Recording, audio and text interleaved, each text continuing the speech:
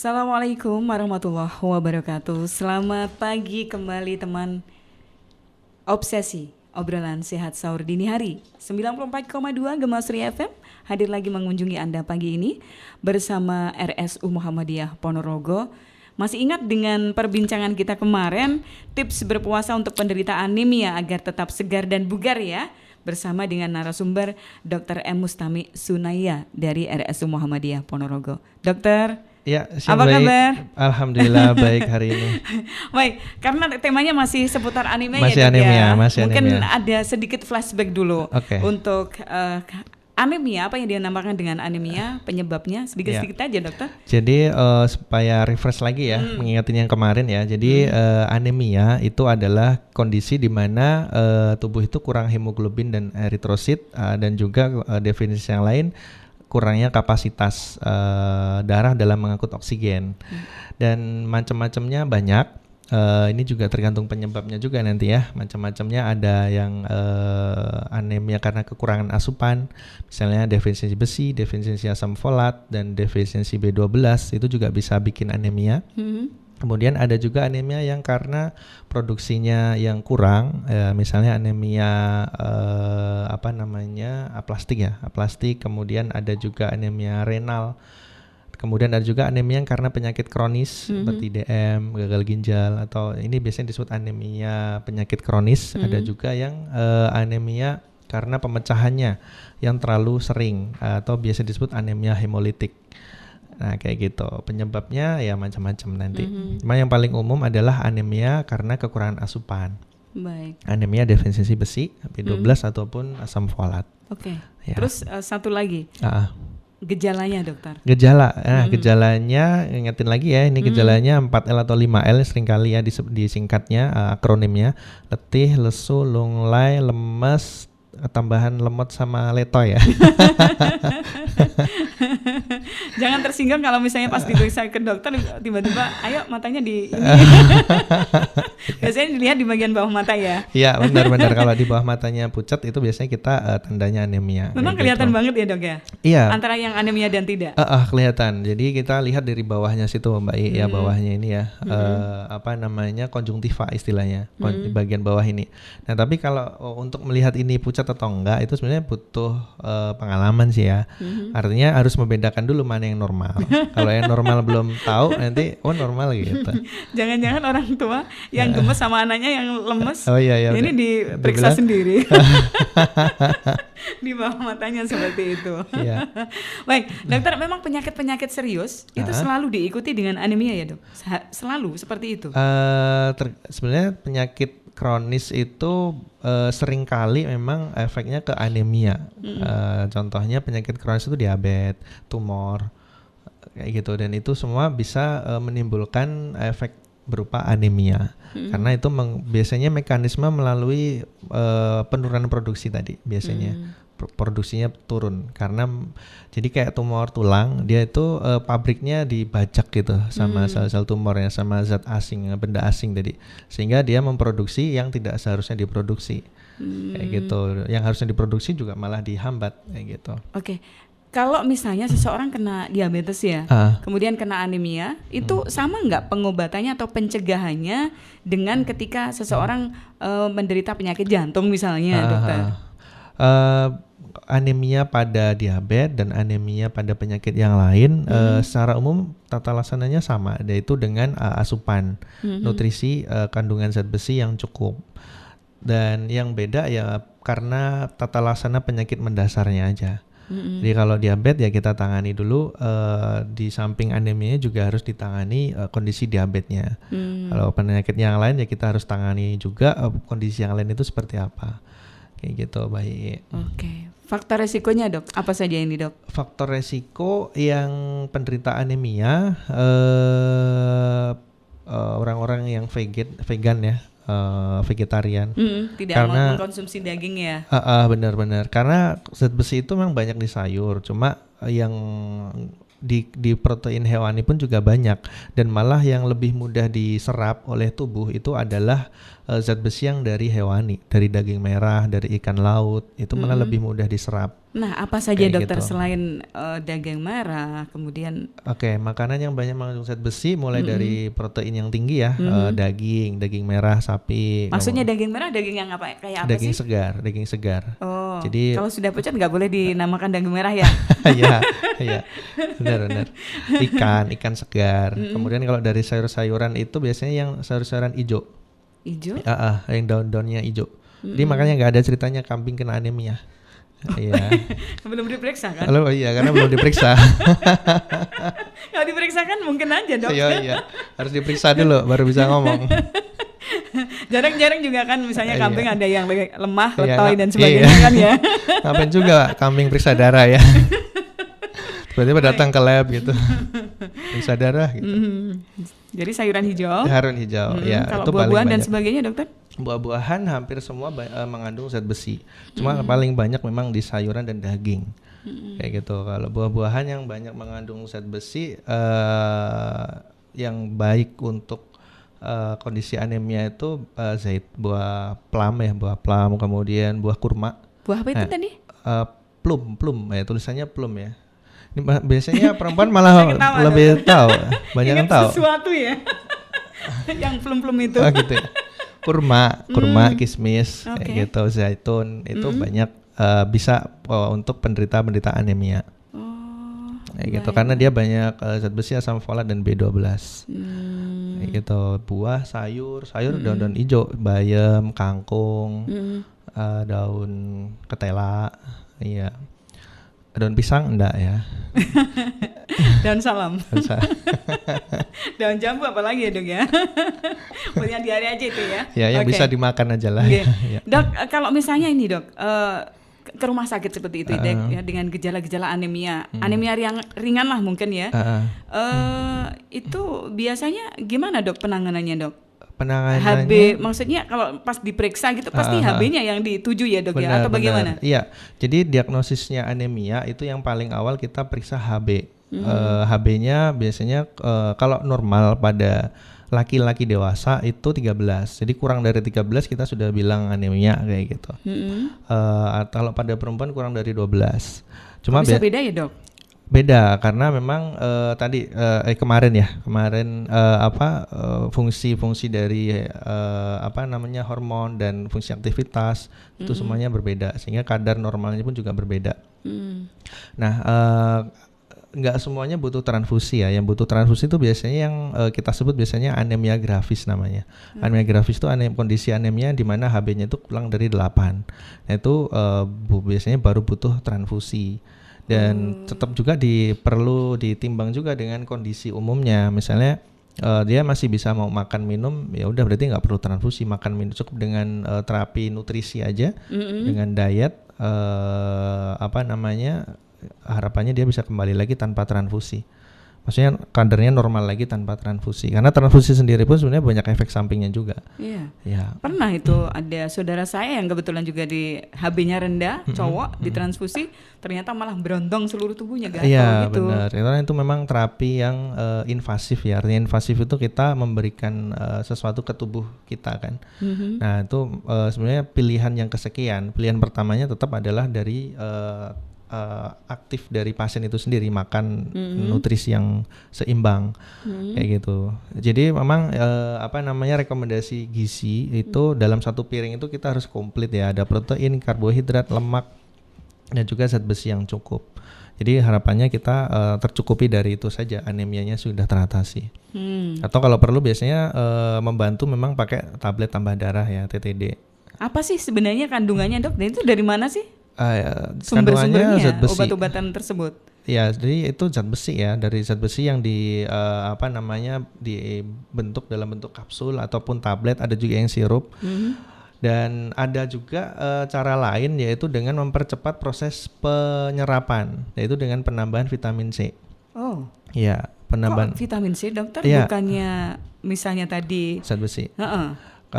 Kalau zat besi itu kan bahan bakar untuk membentuk HB ya, hemoglobin ya. Yeah. Nah, jadi kalau HB-nya bahan bakar pembentuknya ada, harapannya zat besi hemoglobinnya juga kembali ke kadar normal. Yeah. Nah, peran vitamin C di sini bukan sebagai pensuplai bahan dasar. Yeah. Tapi perannya dia adalah sebagai mempercepat penyerapan di usus. Jadi dari semua makanan yang kita makan itu tergantung juga dengan proses penyerapan. Orang-orang pada penyakit dengan gangguan pencernaan dia pasti penyerapannya terganggu. Nah, dengan penambahan vitamin C itu dia bisa membantu penyerapannya lebih maksimal. Ada juga zat-zat lain yang justru fungsinya kebalikannya, mengurangi penyerapan. Misalnya kafein pada teh dan juga kopi. Nah, itu juga sebenarnya pada penderita anemia sebaiknya dihindari dulu konsumsi kafein yang terlalu tinggi. Karena dia bisa mengganggu penyerapan zat besi. Tapi untuk yang tadi dimodifikasi dengan vitamin C itu dokter yang bisa melakukannya. Ya, saran saya perlu adanya komunikasi ya dengan tenaga medis seperti apa. Jadi biar dinilai dulu kondisinya seperti apa, kemudian terapi yang sesuai apa kayak gitu. Jadi nggak semua terapi itu pada kondisi anemia sama, karena anemia itu kondisinya berbeda-beda kan, kayak gitu. Oke. Dok, ada satu hal yang pengen saya tanyakan, Dok.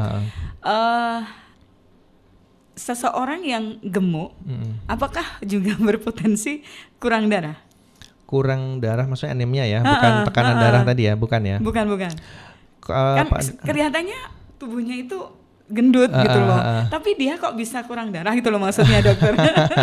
Jadi ada kemungkinan nggak seperti itu, Dok? Obesitas dengan kejadian anemia saya belum pernah tahu sih ya. Cuma mungkin biasanya penderita obesitas itu yang terjadi itu gangguan pencernaan sih yang paling sering. Gangguan pencernaan itu maksudnya penyerapannya terganggu.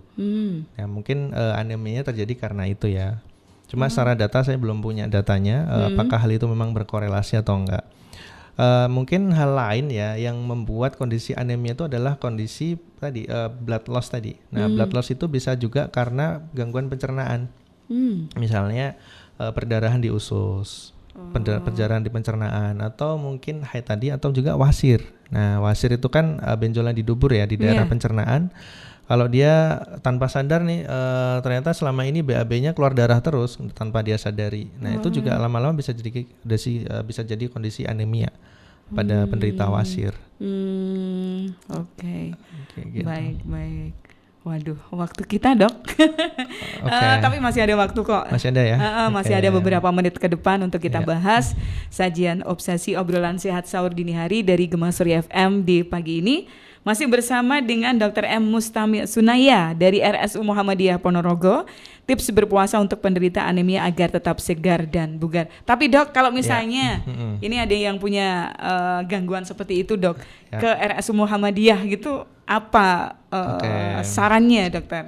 Bisa, jadi kalau memang mengalami gangguan seperti gejala tadi ya 4L atau 5L tadi bisa nanti silahkan datang ke tempat kami dicek. Nanti kita biasanya yang dilakukan pertama adalah pemeriksaan dulu ya, pemeriksaan fisik, dan kalau memang memungkinkan butuh penegakan diagnosis akan dilakukan yang pertama adalah pemeriksaan darah. Nanti kita lihat HB-nya. Kayak gitu. Nanti setelah HB urutannya adalah masih panjang lagi ya Mbak. Nanti ada cek status besinya iron, kemudian cek TIBC namanya total iron binding capacity dan macam-macam lagi. Masih banyak nanti. Dan kalau misalnya itu segera bisa dideteksi kan lebih mudah penanganannya deh ya. Betul. Dibandingkan sudah berlarut-larut baru datang ke RSU Muhammadiyah seperti itu. Benar. Jangan sampai 4L jadi 10L nanti. Apalagi tuh yang L yang lainnya. Letoy gitu ya. Baik, kita akan kembali selepas beberapa iklan masih di Obsesi.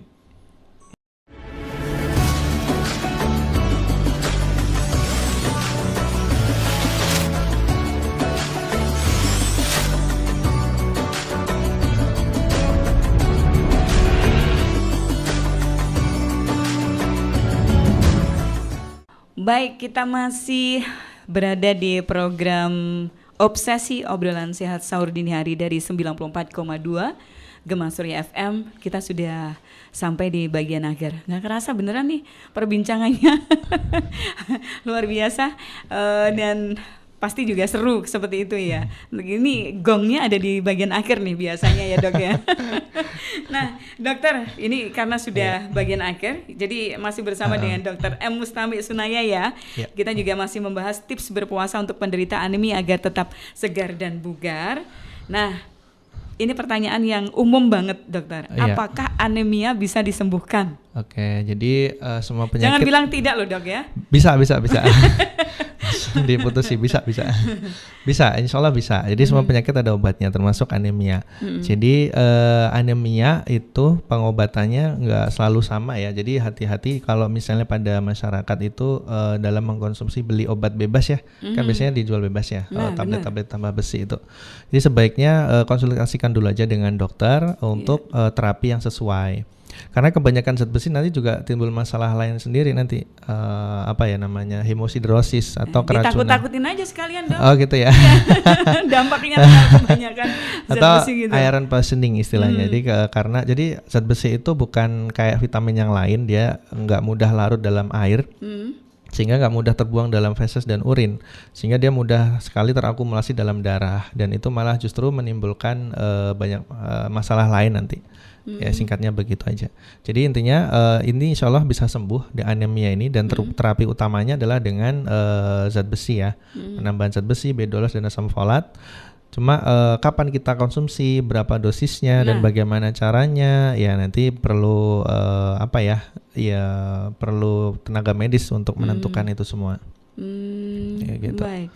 Seberapa biasanya dok kalau misalnya untuk kasus penderita anemia ringan semacam itu ya, untuk pemberian tablet tambah darah itu sampai berapa lama sehingga bisa kembali normal? Sebenarnya dari PPK ya, panduan klinis itu paling nggak 3 bulan. Cuma saban hari harus mengkonsumsi itu dok? Iya benar. Kecuali ya itu diiringi dengan makanan. Sebenarnya itu kan setiap hari kita konsumsi sebetulnya harusnya dari makanan. Cuma kasusnya karena memang dia mungkin makanannya kurang tertata ya. Maksudnya zat besinya kurang, mie instan terus gitu kan. Umum banget itu. Umum ya.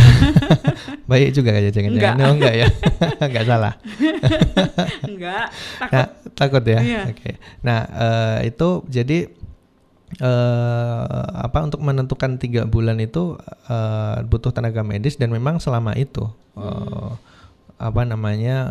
Tapi tetap dalam menentukan ini nanti selama 3 bulan atau enggak, tetap dilihat dulu kadar darahnya seberapa, kemudian kepatuhan minum obatnya seberapa, kemudian kepatuhan dietnya seperti apa. Itu nanti juga berpengaruh terhadap dosisnya.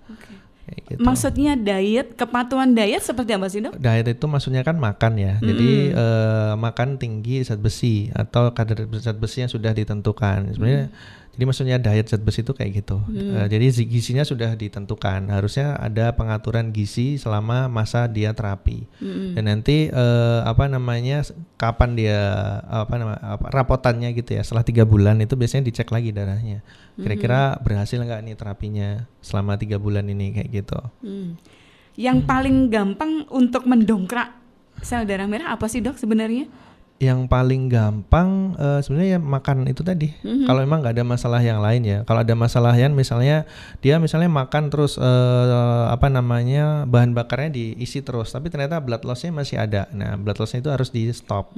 Misalnya hemoroidnya harus diambil atau disembuhkan, paling nggak ditutup. Kalau ada luka ya lukanya ditutup. Kalau dia masih haid nggak bisa diatasi, diselesaikan sampai ditutup. Selesai. Nah, yang bikin perempuan haid itu kena anemia karena sebenarnya bukan masalah di haidnya, tapi masalah ketika outputnya banyak tapi inputnya yang sedikit. Oh, jadi ketika menstruasi atau datang bulan, seorang wanita harus menambah porsinya. Betul, itu poinnya di situ. Jadi bukan masalah di haidnya, tapi masalah ketika dia itu sebenarnya dia butuh zat besi lebih banyak kayak gitu. Inputnya juga harus cukup. Makanya ketika datang bulan ya Mbak Gavin ya, sering lemes ya. Sering lemes ya. Biasanya juga diikuti dengan ngantuk dok. Iya benar. Anemia memang mudah ngantuk juga, cepet capek kayak gitu. Baik. Nah ini karena kita puasa dokter. Ya. Boleh nggak sih penderita anemia itu menjalankan puasa dokter? Boleh banget. Cuma tetap ya kondisi anemia seperti apa yang boleh dan anemia seperti apa yang nggak boleh kayak gitu. Nah anemia yang boleh itu anemia yang ringan. Maksudnya ringan itu ya tetap penilaian dokter ini ringan, sedang, beratnya ini yang bisa bilang oh ini ringan, ini berat itu seorang dokter ya. Nah ringan ya kurang lebih dia masih bisa aktivitas, kemudian nggak ada penyakit lain yang mendasari, kemudian blood loss juga tidak ada. Nah itu kita bisa bilang dia anemia ringan dan bisa untuk menjalankan puasa. Kalau dipaksakan anemia berat terus puasa itu malah membahayakan. Nantinya bisa jatuh pingsan dan komplikasi yang lain. Nah ketika pada saat apa seseorang harus membatalkan puasanya? Ini sebenarnya pertanyaan umum sih ya, maksudnya kaitan medisnya. Jadi ya kalau pada kondisi anemia nih ya, kalau pada kondisi anemia gejala yang dia udah mata berkunang-kunang, kemudian memang sudah lemes banget, mengganggu aktivitas, mengurangi kualitas hidup, kemudian blood loss-nya kira-kira misalnya masih ada,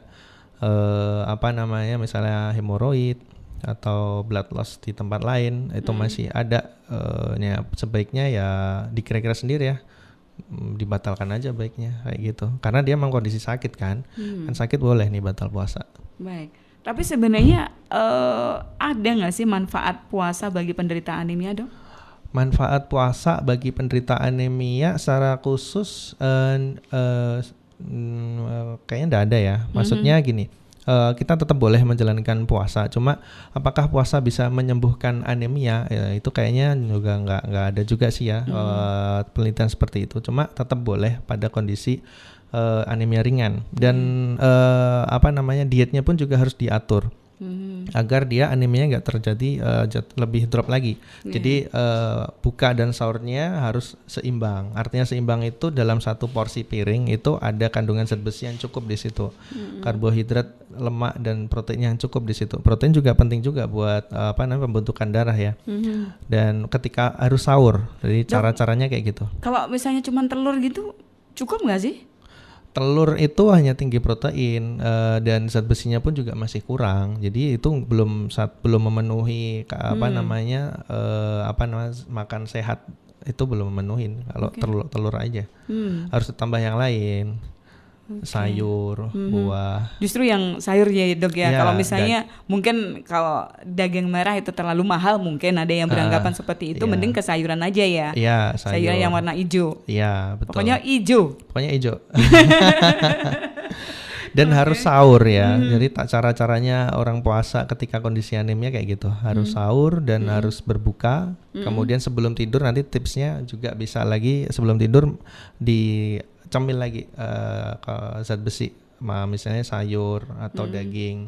Itu boleh. Itu buat mencegah agar puasanya tetap lancar, nggak sampai jatuh ngedrop. Iya. Kalau minumannya sendiri apa yang dianjurkan, apa juga yang tidak diperbolehkan dokter? Tadi sudah sempat disinggung ya, minuman yang tidak dianjurkan yang tinggi kafein, seperti teh dan kopi. Yang lain misalnya soft drink ya, minuman bersoda atau fizzy drink. Artinya itu harus dihindari dok? Dihindari, karena dia bisa mencegah penyerapan zat besi dalam usus. Kalau yang dianjurkan ya cukup air putih itu aja. Kemudian boleh minuman yang tinggi vitamin C, misalnya jeruk, gitu. Jus jeruk misalnya. Baik. Terus untuk tipsnya dokter untuk penderita anemia seperti apa nih? Tadi sudah agar tetap segar ya. Dan bugar. Benar-benar. Tadi udah sempat ya ternyata sedikit ya. Jadi tipsnya tetap berbuka dan sahur harus itu wajib. Karena selain itu juga sunnah ya, dalam kondisi anemia ini hal yang menjadi wajib meskipun sunnah sebetulnya. Karena dia untuk mencegah anemia ini tambah parah. Jadi dia harus sahur, tipsnya tetap harus sahur. Dan sahurnya harus satu piring yang ideal ya, satu porsi yang ideal lengkap di situ. Ada zat besi, ada protein, karbohidrat dan lemak. Ketika buka pun juga sama, menyegerakan puasa kalau bisa diawali dengan yang manis ini untuk kondisi anemia ya. Karena biasanya kondisi hipoglikemi itu juga sering pada penderita anemia. Kemudian tipsnya lagi yang terakhir sebelum tidur malam itu boleh kita kasih asupan ringan zat zat besi ataupun protein kayak gitu. Perlu nggak susu? Itu ngandung zat besi nggak, dokter? Ya, jadi ada beberapa susu itu yang sudah terfortifikasi ya dengan zat besi. Artinya susu yang sudah dimasuk. Kalau susu sendiri sebenarnya zat besinya rendah. Cuma sudah terfortifikasi, artinya sudah dimasuki, ditambahi dengan zat besi. Ada sendiri produknya. Susu tinggi zat besi. Gitu. Dianjurkan nggak mengkonsumsi itu? Boleh, ya? dianjurkan sekali. Bahkan pemerintah pun kayaknya juga menyediakan ya, selain TTD pada ibu hamil dan remaja putri pada usia sekolah kan ada dapat tuh harusnya tablet tambah darah. Itu juga disarankan minum atau makanan produk yang sudah terfortifikasi dengan zat besi, ditambahkan dengan zat besi. Oke, sedikit gitu. Tadi kelewatan berarti teman remaja putri sering anemia. Kenapa?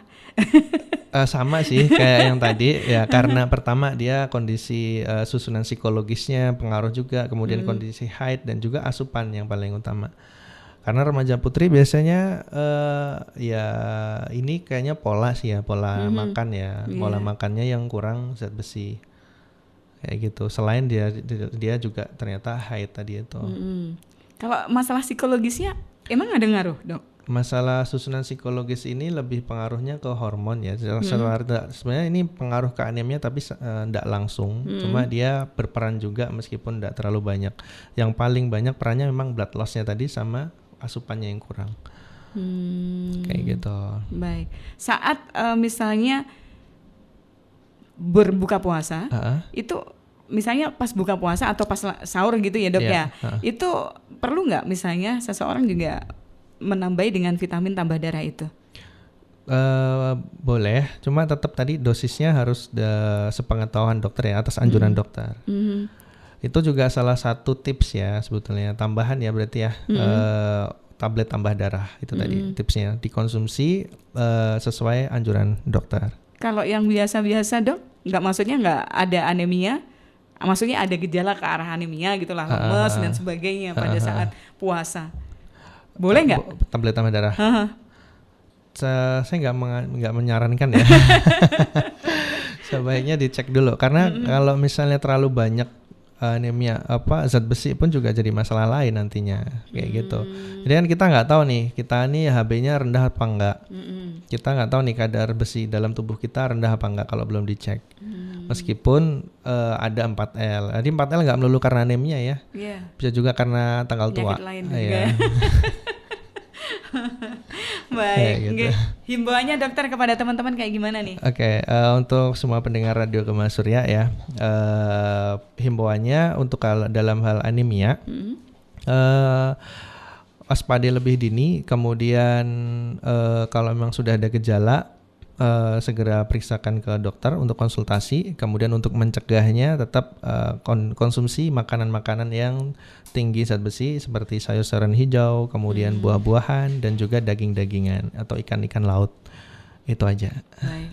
Matur suwun dokter sudah bersama dengan kita. Selamat berpuasa. Ya, terima kasih. Baik, assalamualaikum warahmatullahi wabarakatuh.